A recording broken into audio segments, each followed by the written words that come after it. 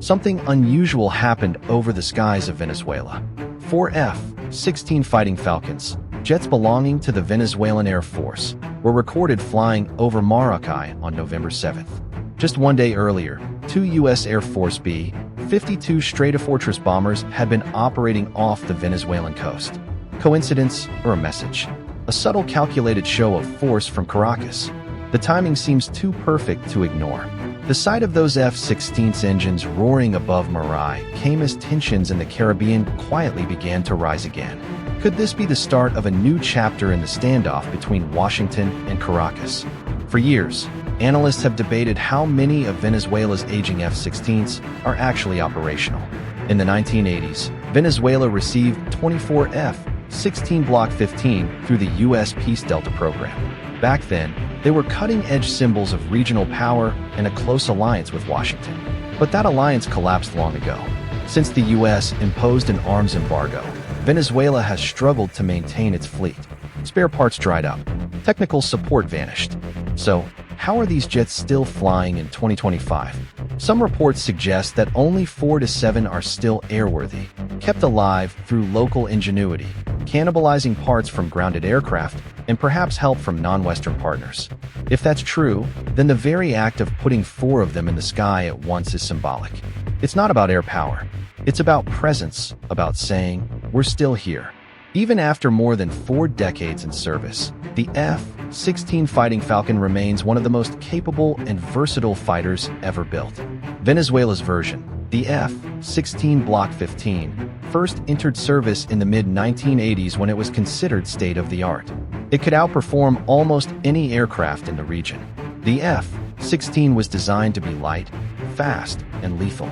It can reach speeds of Mach 2, that's about 1,500 miles per hour, and climb to 50,000 feet in just over a minute.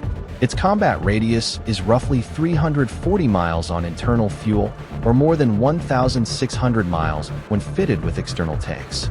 It can carry Sidewinder and Sparrow air-to-air missiles, as well as Maverick missiles, rockets, and general-purpose bombs for ground attack. But the Venezuelan fleet has a problem: time. These jets are now more than 40 years old. Without access to U.S. spare parts or upgrades, they rely heavily on local technicians and creative maintenance to stay in the air. Their radar systems are outdated. Their missile stocks are limited, and their avionics still belong to the Cold War era. To put things in perspective, a new F-35 Lightning II costs around $80.90 million per aircraft, while an F-16 from the 1980s was originally worth about $18 million, barely a fifth of that price. But the gap in capability is much larger than the gap in cost. The F-35's stealth technology, advanced radar, and sensor fusion allow it to detect and engage threats long before being seen, a huge advantage in any modern conflict. An F-35 pilot can track and share targets across multiple aircraft and ships in real time. The F-16, on the other hand, depends mostly on the pilot's own radar and visual contact. So, what can those Venezuelan F-16s still do today? They can still patrol, intercept slow aircraft, and project national presence. They can still fly low and fast, reminding everyone that Venezuela has an air force that hasn't disappeared, but in a real engagement against modern fighters like the F-35, their odds would be slim.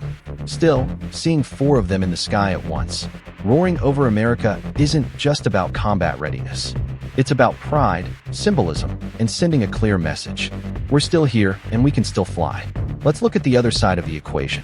The USB B-52H Stratofortress, a strategic bomber with a wingspan wider than a football field, has been making frequent appearances in the Caribbean and South American region. The latest flight, conducted by 2 B-52s from the U.S. Air Force's Global Strike Command, took them near Venezuelan airspace. A reminder that the U.S. can project power anywhere, anytime. Each B-52 can carry up to 31 tons of weapons, including cruise missiles capable of striking targets over 1,500 kilometers away. It's a massive deterrent platform, not subtle, not quiet.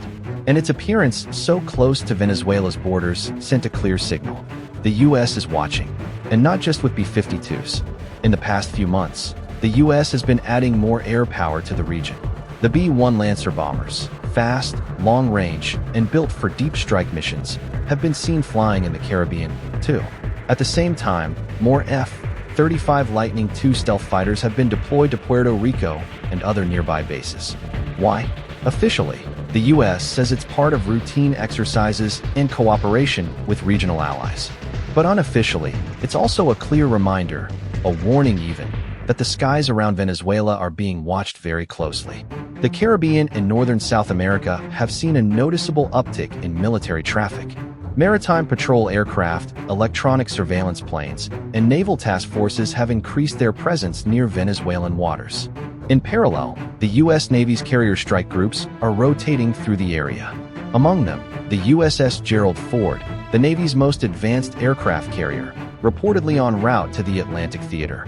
The Ford alone carries over 75 aircraft from F-18 Super Hornets to electronic warfare and early warning planes. Its presence significantly changes the regional balance of power. So what are the numbers now? Now, let's talk about scale, the numbers behind all this movement. If we count everything the U.S. currently has in or near the Caribbean, the picture becomes clear. Around 80 U.S. combat aircraft within operational range of Venezuelan airspace. More than 6,000 sailors and Marines deployed across multiple ships and carriers. Over 100 cruise missiles like the Tomahawk ready to launch from ships and submarines. A constant presence of reconnaissance drones,